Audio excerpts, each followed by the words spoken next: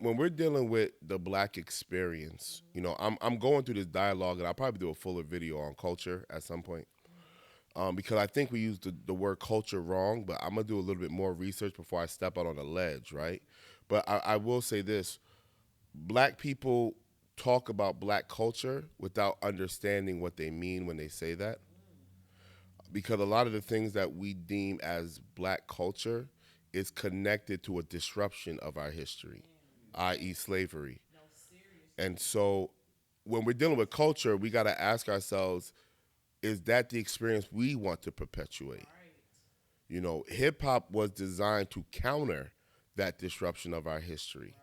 Hip hop, and I was talking to Big Irv about that, right? The five elements of hip hop, with the fifth element being the consciousness.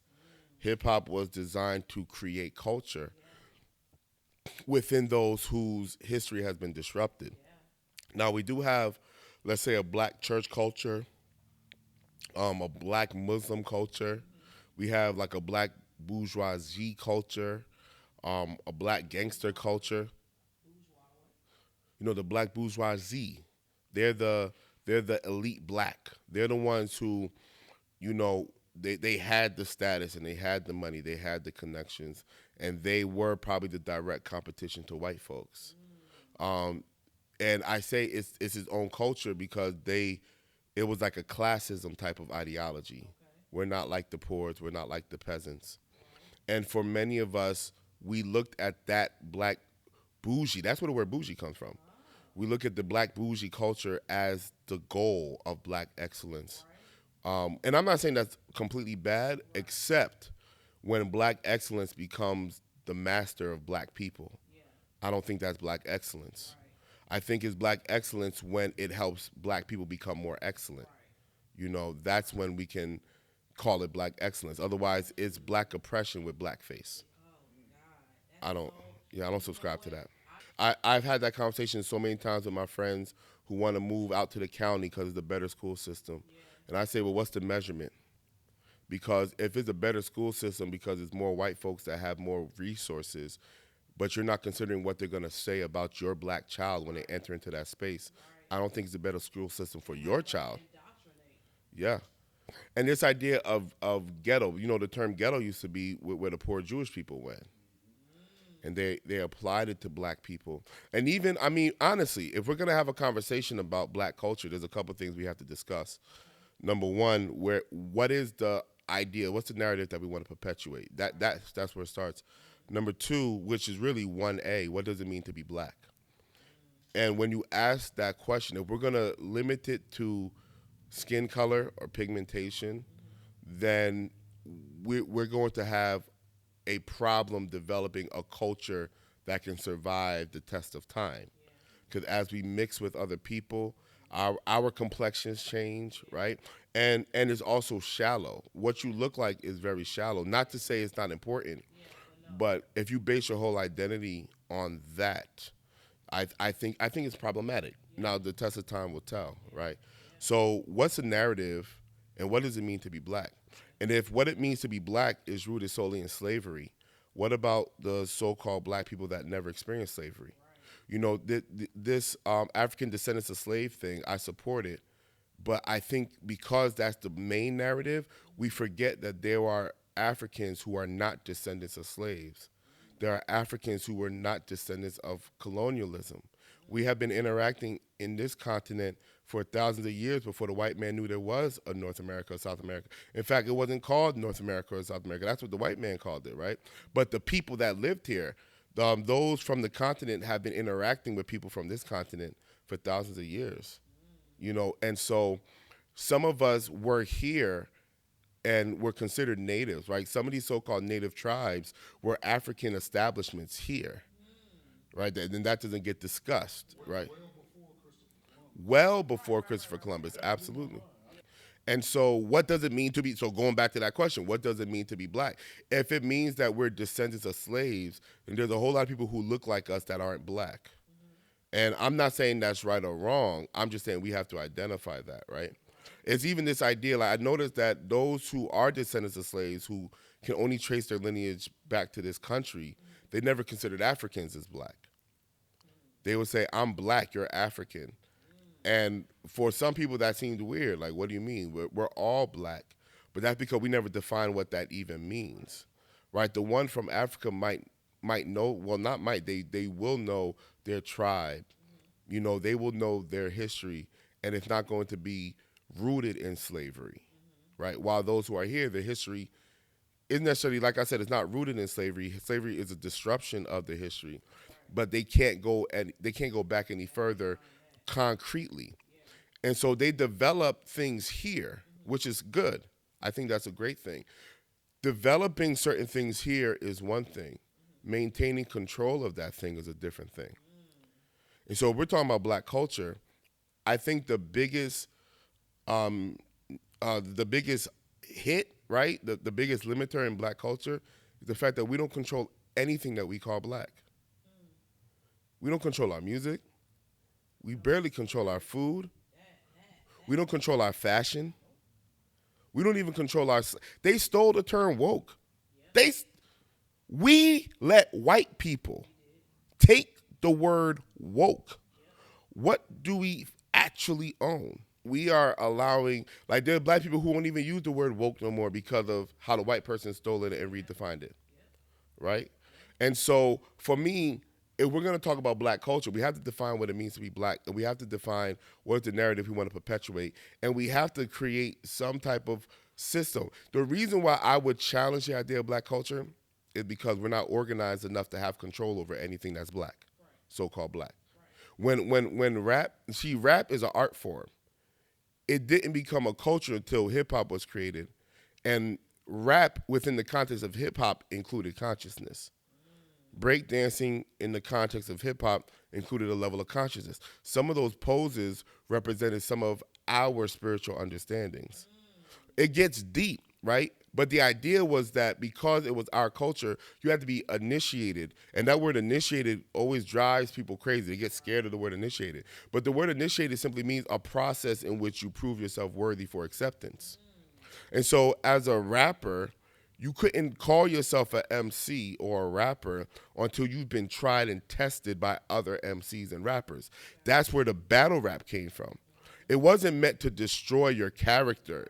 It was designed to show that I can go toe to toe lyrically with you.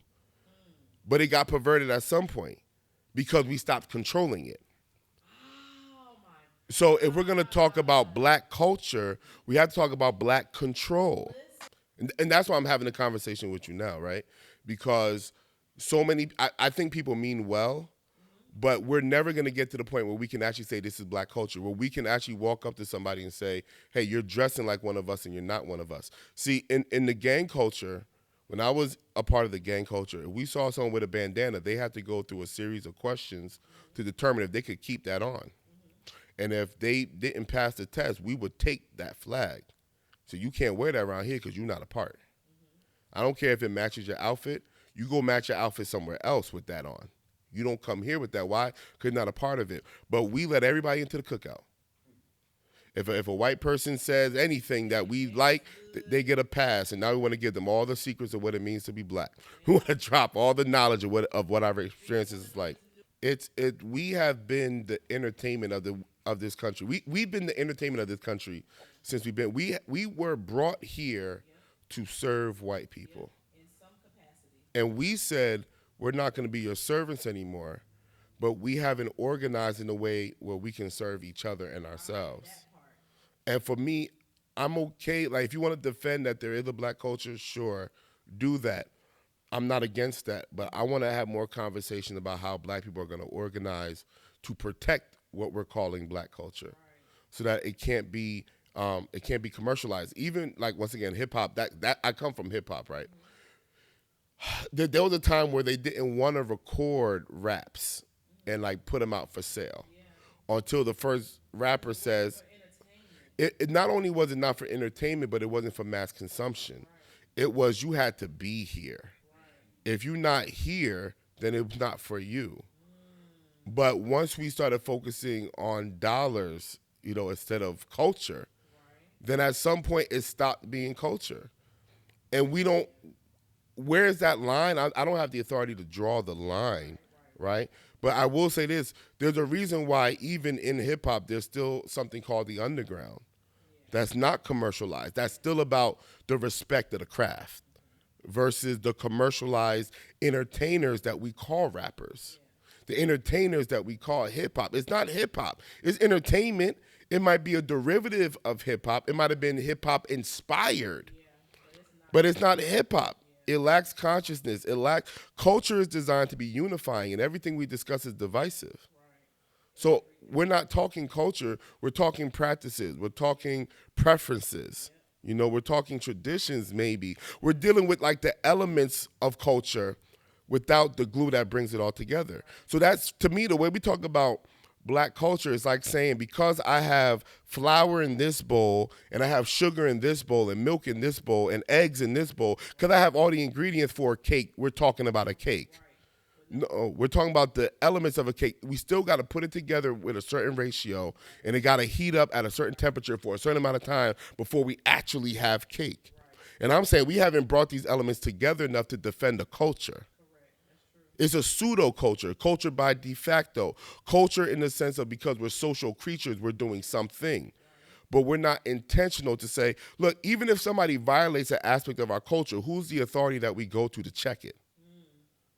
Because if we had that, we wouldn't have to shoot each other anytime someone feels offended. We would be able to say, you know, we're going to take this up with the elders, and we're going to have them settle it. A woman gets pregnant, the man doesn't want to be involved, and you think he'll still have a social circle if we had culture? Somebody would say, nah, brother, look, you either step up to the plate or you got to go somewhere else.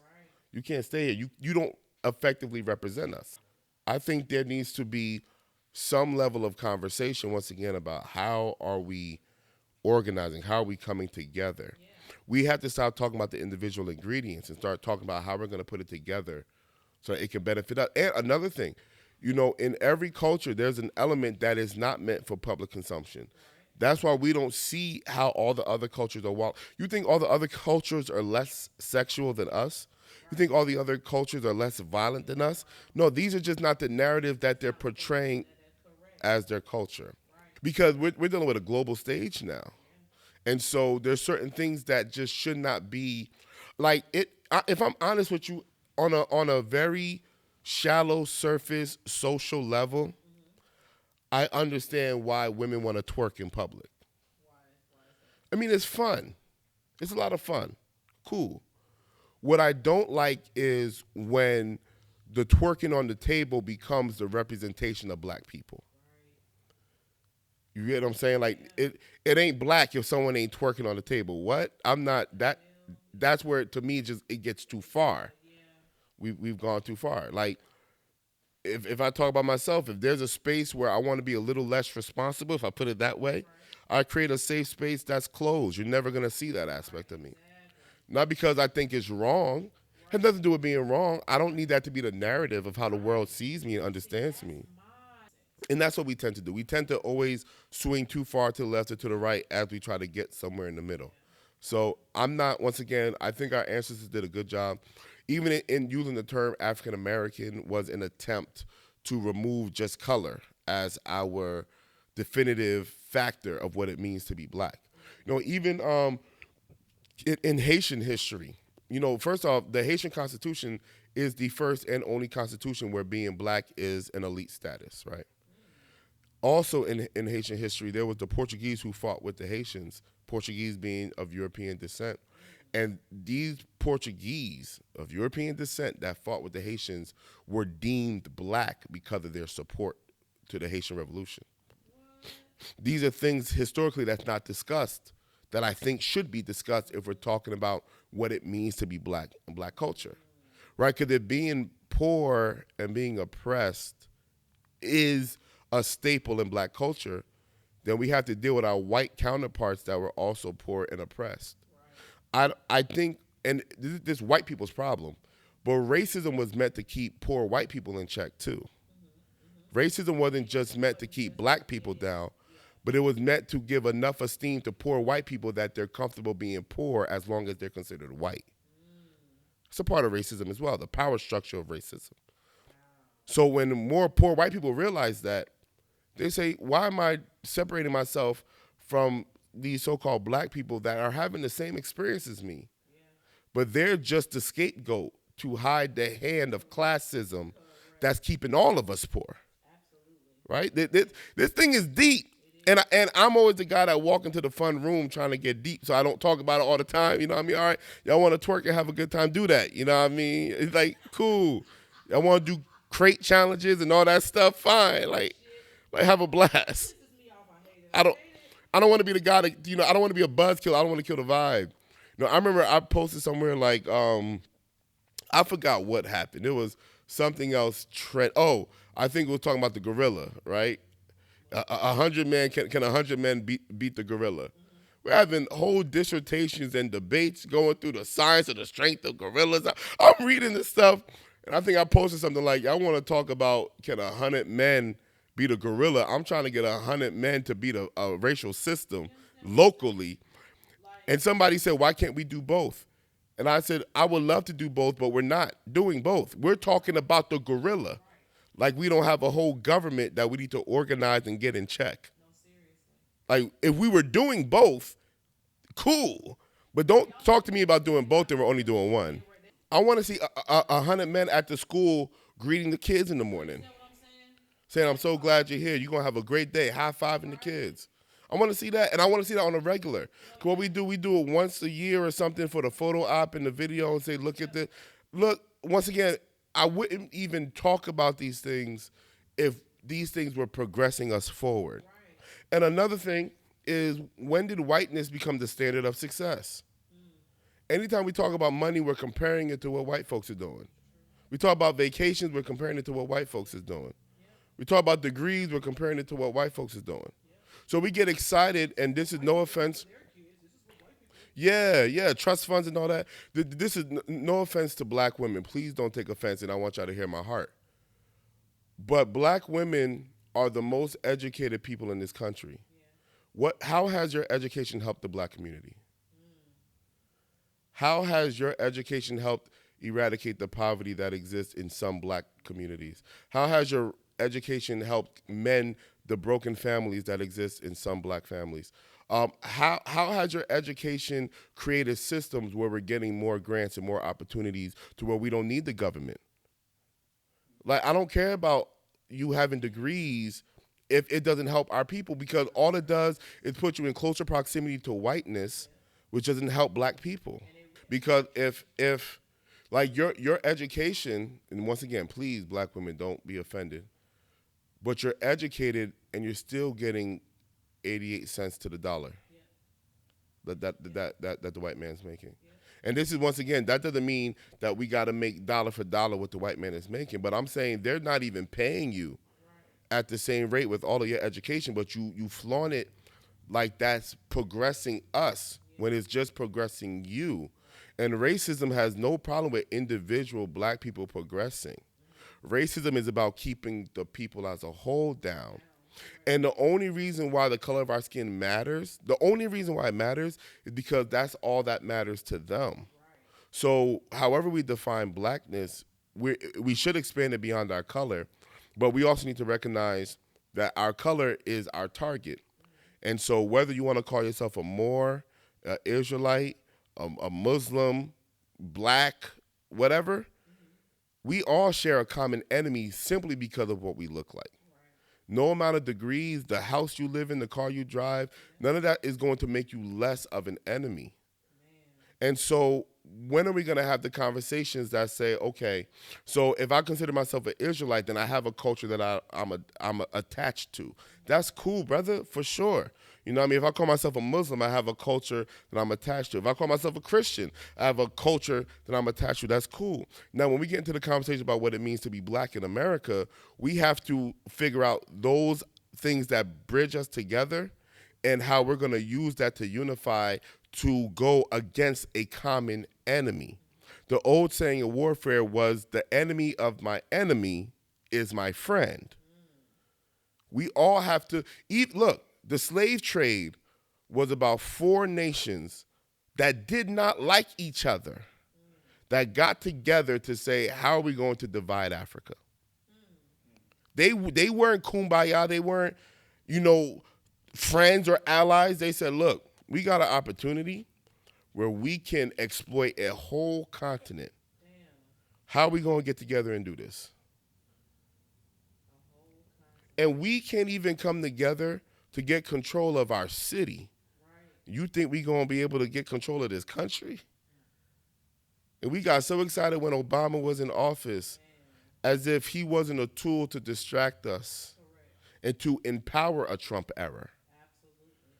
Obama in office was all white folks needed to be so scared that they would vote for a Donald Trump who has no political experience, who had bankrupt a bunch of businesses.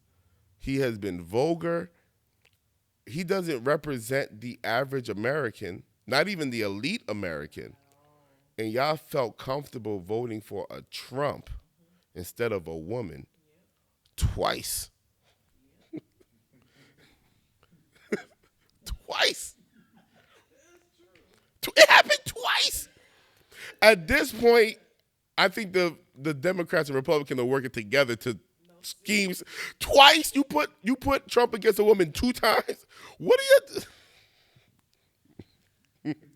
You know what I'm saying? Like certain things that needs to be discussed, I just think we're not talking about. And I have such a heart for black people. And like I said, the de facto black culture, I'm saying if we want to make it black culture, then let's gain control over it. Like the how we make sweet potato pie should be a secret. Shouldn't be no books giving up our recipes. You know what I mean? Yeah, yeah, it is everywhere. We just give, and then we get mad when they capitalize off of it, cause we didn't capitalize off of it. Like it goes back to organizing in a way that we can defend, that we can protect. Like there's certain things, people get offended by the word secret. It's a secret from those who aren't a part. It's a secret from those who shouldn't be a part. And if you're worthy, then you should be comfortable demonstrating your worthiness. That's how it's been for eons. And you know what the kicker is? We're the only ones that want to, give people passes without any real examination. Human talk was a great idea. I was actually going to hop on, but when I first heard about it, I was like, this is not going to last. And it's not because I was hoping that it wouldn't last. We're not organized enough to protect the things that we created. No, and we live in a time where it's easier to bypass the test. Anybody can get a mic. Anybody can get a recording equipment. Anybody can get a camera. Yeah, and I don't think it's bad that anybody can do it. I don't think that's a problem. I think the problem lies where there's still not a level of test. And before you can have a test, you have to have a rubric. What are we testing? So if we use music, for example, what makes quality music? Well, that's subjective. Cool. If we're talking now culture, what music do we identify as hip hop? Now we got to deal with, well, what is hip hop culture? What was it designed to do?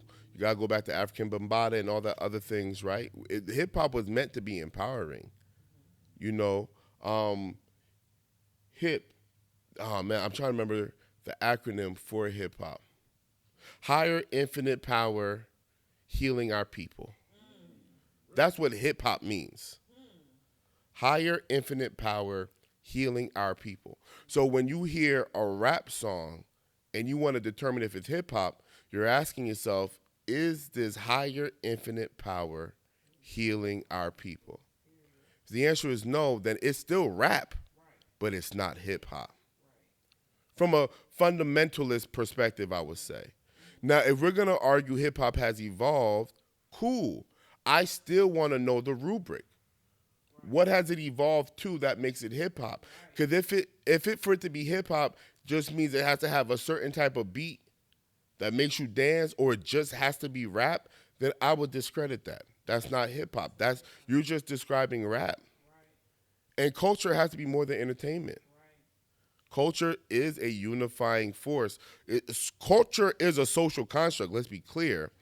But the construct of this culture is through the people designed to unify us so that we can progress, survive, but progress, advance. We've moved away from nation building when there are still nations being formed every day.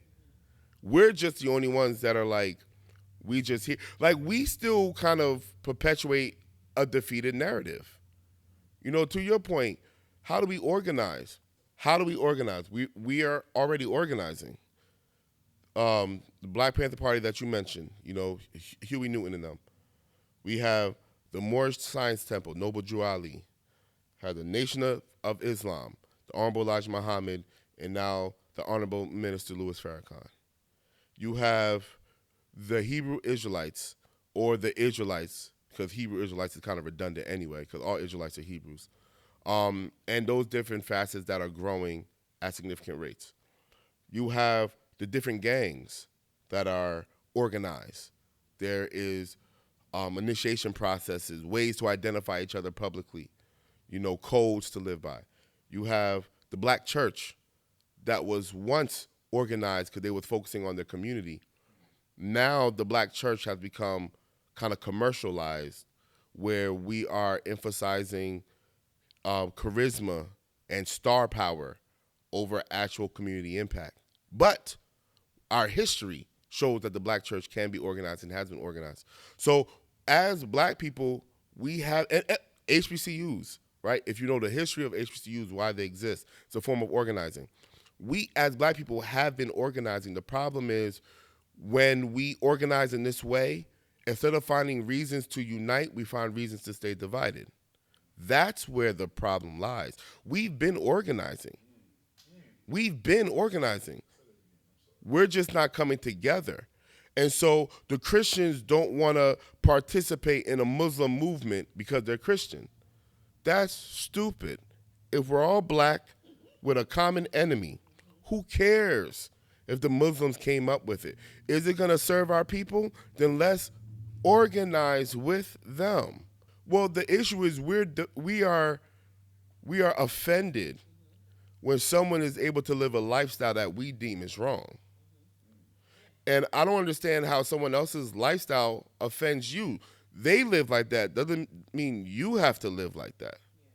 The question is, can we all get together and achieve some things that has lasting beneficial effects for our family? Like the politicians. I'll give you an example from Huntsville specifically, right? Shout out to Huntsville, Alabama, right? Before they destroyed Johnson High School, they was talking about it in city council meetings probably for weeks. I think 3 or 4 weeks if I remember correctly. Then they voted to destroy it. Then it went out in public that they're going to demolish Johnson High School. Then everybody rises up. Oh, you can't do that. Da, da, da, da, da. I'm like, well, why weren't you at these city council meetings? But better question, you don't have to be there. Why wasn't there a representative that would report back to the people at the city council meetings? Why isn't there a newsletter that summarizes the city council meetings? They're open to the public. We are so distracted entertaining ourselves that we don't get involved in the things that actually matter. And we can't blame white oppression for that. That's our fault. No, it's deeper than that. The reason why we like to be distracted is because we have been convinced that the solution to pain is pleasure. And we're hurting so much that whatever source of pleasure we can find, we gravitate towards. So I want to laugh, I want to have sex, I want to get drunk, I want to get high. I just want to feel some pleasure because throughout the day I've been hurting. And I'm like, if we get into some counseling, into some therapy, that's the whole reason why I became a life coach. I didn't become a life coach to make money, I'll be honest with you. I would do it for free if people would respect my time. I would do it for free if people would respect the advice and the perspective. People only honor what they pay for. So you got to pay for my time. If I'm honest, I've been doing it for free for a very, very long time. Right? I didn't become a life coach to make money. I became a life coach because there's mental health issues that need to be addressed. And some of these things can't be addressed in general content. So we got to sit down and have a conversation for a few weeks. Like, the one conversation ain't going to solve decades of trauma. So we got to talk for a while. We got to sit for a little bit. And you got to be comfortable enough to do it. And if you're not comfortable enough to do it, I understand. Like, why we do the things we do to distract ourselves, I do understand why. My point is that's not going to help us get to that next level. That's not going to get us to rise above, right? With all the churches, look, we could drive down the street. We're going to find 6, 7 churches within a mile radius on one street.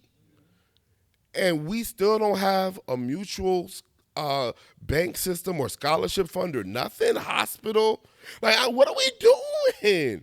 So we have these 5, 6 churches. They're all paying a rent or a mortgage. They're all paying utilities. They're all doing back to school programs. So I'm going to get a book bag from this church and then drive down the street to get another book bag from this church. And one family's getting how many book bags from different churches? We could have put all those resources together, but one person needs to be the senior pastor, right? So who's going to be the senior pastor? Now we get into a fight. I don't like the politics. You won't ordain this people, or you accept that person to preach. So we're going to separate over the most minorest of things. And the separation for the sake of preference, I'm cool with.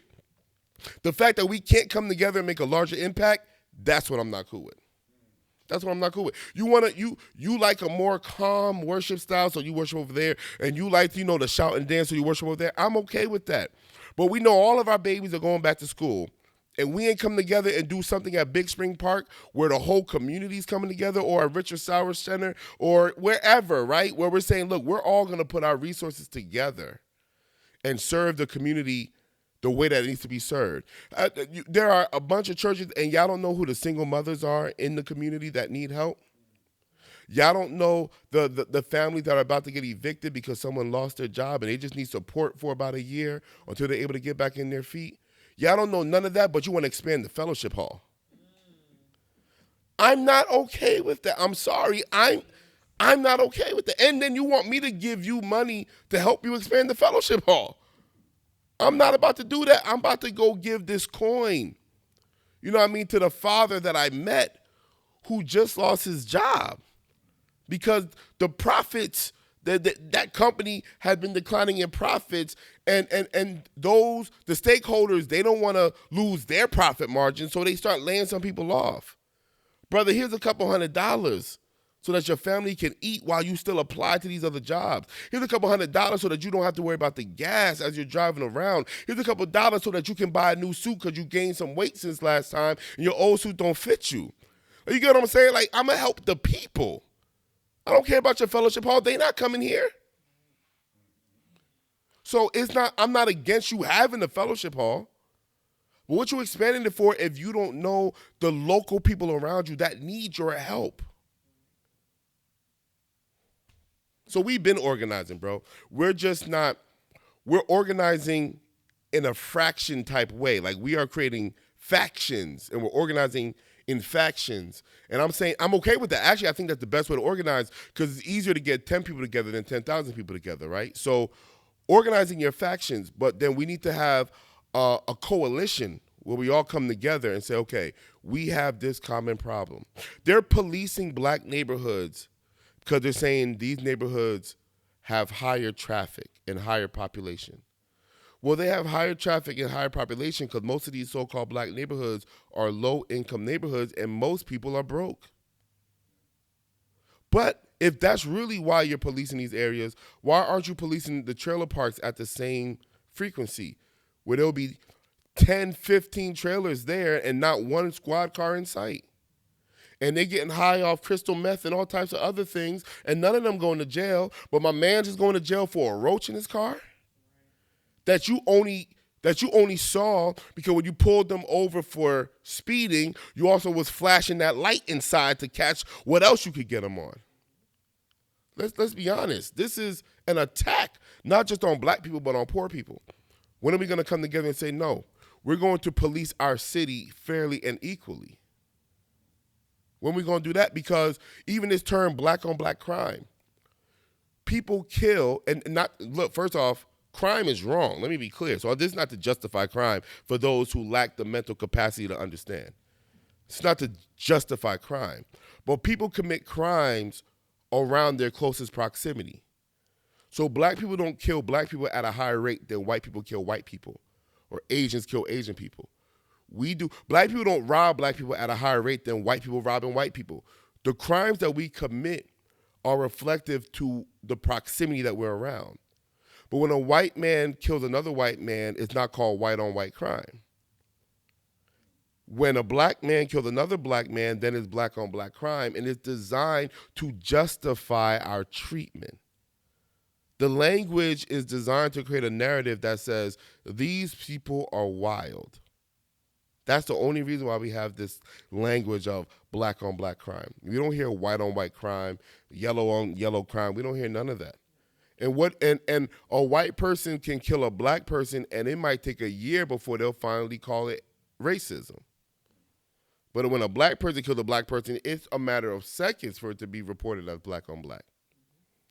And this idea that we're supposed to be, as a people, so much morally higher than every other human on the planet. Why? Once again, designed to see, when someone doesn't like you, they'll use anything to justify why they don't like you.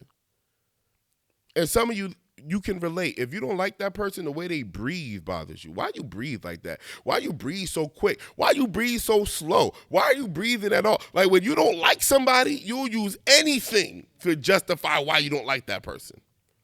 And that's all they've been doing to us. They're going to report on the crimes that we commit, but they're not reporting on the successes and the advancements that we bring to the community. We don't celebrate our graduates. We'll only celebrate our graduate if they're the top of their class. But we don't celebrate the fact that you made it through, that you have progressed far enough to keep going. Why is that? I mean, it's something, to me, it's something to think about. I think we have a lot of real conversations we need to have about what it means to be a community. Community, the operative word there is unity. Community. So I'm tired of having conversations that divide us. Now, once again, I don't want to be a buzzkill. Do I like to have fun? Sure. I'm going to talk about how she's for the streets for the sake of entertainment, right? And I do that because y'all don't watch any of the other content that's not triggering. I put a lot of stuff out that I get no interactions about. But let me say something triggering. Everybody go, oh, here he go again. Yeah, here I am again. Did you see the last 15 posts that wasn't like this? No, you didn't see that, right? Oh, it's your algorithm, right? It won't show it to you, but you know who I am. If I ain't pop up in your algorithm, why don't you go to my page and see what I've been doing?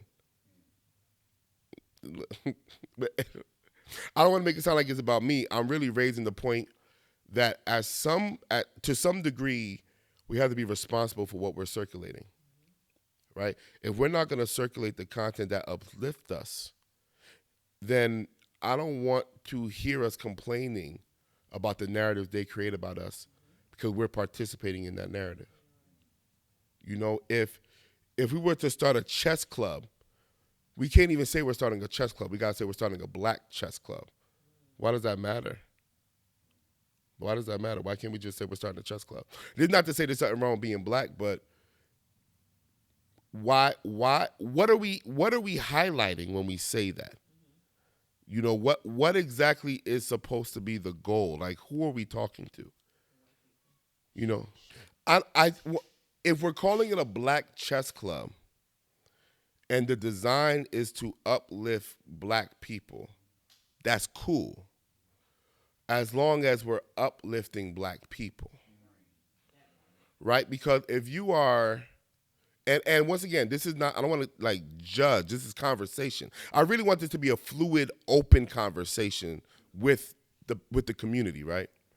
If you are a black person starting a business, that doesn't automatically make your business a black business. Because how does your business serve black people? For it to be a black business, it should be serving black people. So if you're opening up a business that serves everybody, that's fine. But then it's technically not a black business, but we don't see it that way. We see if a black person does something, then it's a black this. And what I'm saying is it's only black if it's for black people. So, yeah, FUBU. FUBU was a fantastic concept for us by us, and it got clowned by black people. You wearing FUBU? What? Why you ain't got Gucci on? What did Gucci do for you? You don't got Balenciaga? What did Balenciaga do for you? There's a brand that was for us, and we rejected. This shows how much self-hatred we have. And yes, it's rooted in centuries of systemic racism. I want to be clear. This black hatred, we're not the root of the black hatred. So I want to have some grace. But like I've been saying, man, for a long time, at some point you grow up, you become an adult, and you have to be responsible for your choices and actions. At some point. Now, if you were ignorant up until this point, then you have full pass from me, because I can't fault you for what you didn't know. But now that you know, what are you going to do about it? Even a black church. All right. I don't even know if I want to put the denomination out by name. You know what? It's me, right? So black Adventism, right? You know what my issue is with black Adventism? Is that they want to be a part of both sides.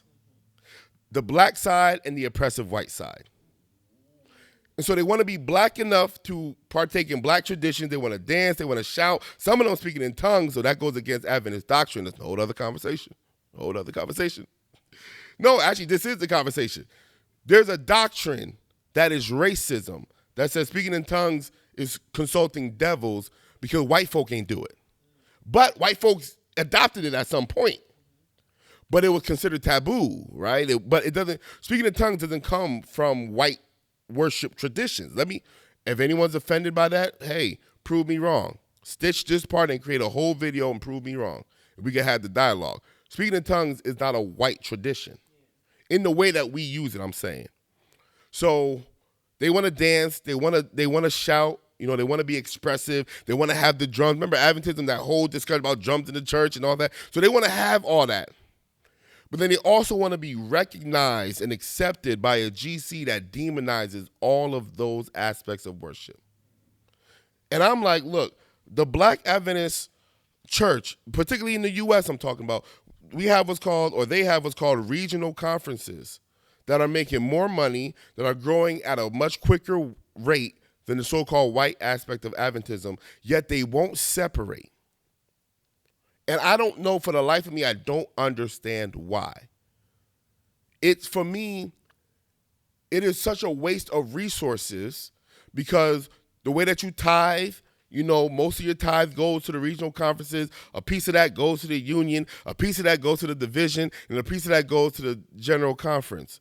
So even with all of your black traditions, you're supporting suppressive white ideologies financially every time you tithe, and then you want to complain about what oppressive white people are doing in your denomination because you don't want to separate? I'm just saying make it make sense. That's all I'm saying. Because there wouldn't be a regional conference if they've accepted blackness truly. Those that know the history of why regional conferences exist knows that they weren't giving black people any power on an organizational level. And so they said, we're going to create these regional conferences. The white folks ain't think it was going to be successful, and it was. And now they're like, look, we got to come together. But coming together means dismantling the regional conferences and going back to what they call state conferences, because they still don't want black people in authority. They know that, so they're not merging together, at least not officially, right? They might have dialogues here and that. Cool. All the dialogue is cool. Why isn't there an official African Seventh-day Adventist denomination? Why doesn't it exist? And we're defining what it means to be African. Where when we say African, or even something like like a diaspora Seventh-day Adventist, something that truly reflects what these black Adventists believe. Because Oakwood is a part of black history. Dr. King was on Oakwood's campus. Oakwood is a part of black history. And as an alum of Oakwood, I probably got the least black history while there. Look, I went to Hampton University. I've seen what black excellence and what black history can look like. Shout out to the real HU, Hampton University, right? I've seen it. I go to Oakwood and they're like, yeah, we're HBCU. I'm like, how? Y'all don't even have Black Greek life here. But you want to be both sides. You can't. I mean, I won't call them fake Greeks. It's a Greek life that's not rooted in Black history. That's what see. So what does it mean to be Black? Look, all of these stuff comes together, and I mean, maybe I could do a series that really breaks this stuff down, so we could be systemic on how we have the conversation. I might consider doing that. Really creating like a curriculum type series where we're gonna go hit boom, boom, boom, boom, boom. But we gotta have these conversations about what it means to be Black, what Black culture looks like, what Black community looks like. Cause we keep saying we need this in the Black community. Where's the Black community? Who's in the Black community? Who represents the Black community? And if you say we all represent the Black community, that's true up to a point. We are all not going to the offices to get policy change. We're all not going to step into those rooms where they make decisions about how they're going to give out loans. We all can't fit in the room when they're talking about how they're zoning. You know why they keep rezoning? To segregate Black people from white people. That's why. But why do they have the power to do that? Because we're not represented in those spaces. So when I say who represents the Black community, I'm saying who are we giving the authority? Who are we empowering to say, hey, since you have access to that room, you need to represent us when we get in there. Because what happens is we'll vote a Black face when they have white ideas. And then we say we have representation.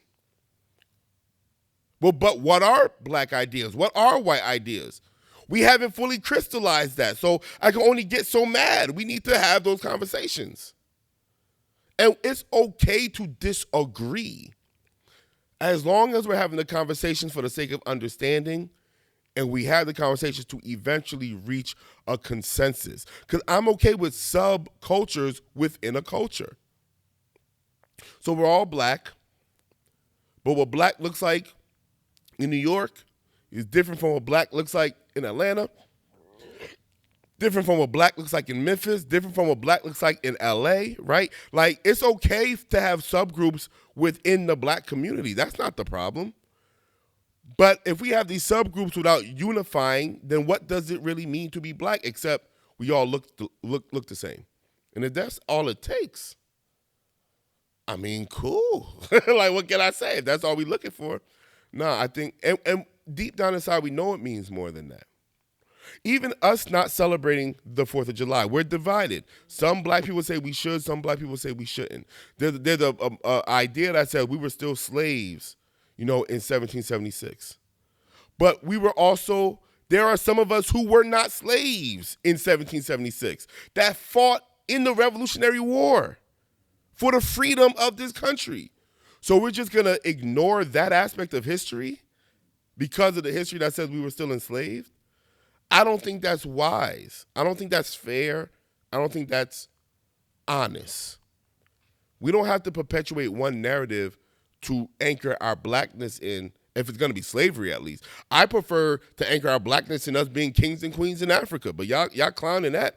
I'm seeing posts that say, as soon as he says, hey, queen, it's a red flag for me. I'm like, dang, he can't call you queen. God.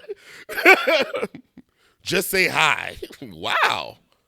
My man, single men, you can't even call the sisters queen anymore. Like, that's a red flag. God, what is happening? That's insane, bro. Yo, they get mad at the Grand Rising. Look, I'm a Grand Rise you every day. Hey, Grand Rising, why don't you just say good morning? Because morning ain't good. But the fact that we rose, hey, come on. That's grand. We got up. But I can say good day if you don't like Grand Rising, but, fine, good day. Good day, mate. Like, what's wrong with you? Why can't I say Grand Rising? Why are you getting mad? I'm being extra.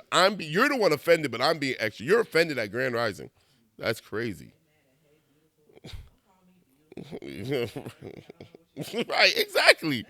Just tripping. It's like, yo, I don't even know. And I mean, we're not a monolith. Everybody says that. Black people are not a monolith, and that's true. But then how do you define black culture if there's no unifying markers? We're not a monolith, so we're not all the same, but we're not all the same. But what is the glue that brings us together? Because if the glue is trauma, I'm going to argue we need new glue. I'm not trying to trauma bond, and I'm not trying to pass down black trauma. So what's the glue? We're not a monolith. We accept that. What is the glue that unifies us? I want you to answer that. For me, what unifies us is not just the fact that we have a common enemy, but the fact that we have a common resilience. There is something about those of us that are called black that can survive the worst of the worst and still find a way to smile, to laugh, to dance, to joke, to advance business-wise. Our level of resilience is unmatched in human history. That should be the glue for black culture. That should be the promotion in our art forms, whether it's music or film or whatever. We should be promoting the fact that we have and will overcome. Not someday, but today. We've been doing it. That's black culture for me.